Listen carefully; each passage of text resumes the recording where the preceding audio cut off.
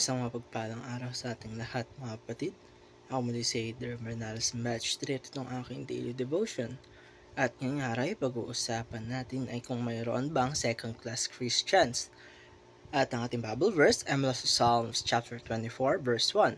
Sasabi dito, "The earth is the Lord's and everything in it, the world and all who live in it." Kaya mga kapatid, minsan sa ating mga simbahan o sa Christian community ay mayroong mga tao na nag-iisip na parang mayroong dalawang klase ng Kristiyano. Yun ang mga pastor, missionaries at church workers na parang mas banal. At yung mga ordinaryong mga manampalataya lamang ay parang second class lamang. Pero mga kapatid, hindi ito ang tinuturo sa ating Biblia. Ang tawag dito ay tinatawag na two-class Christianity.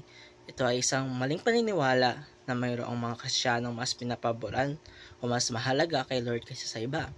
Pero malinaw sa salita ng Diyos na lahat tayo ay pantay-pantay sa harapan niya o sa kanyang mata.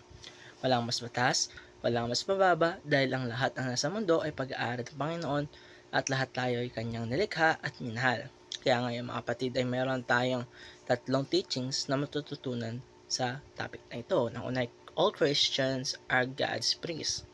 Ibig sabihin, bawat isa sa atin ay may direktang access kay Lord. Hindi natin kailangan maging pastor o missionary para makalapit sa Kanya. Gaya ng sasabi sa 1 Peter chapter 2 verse 9, "But you are chosen people, a royal priesthood."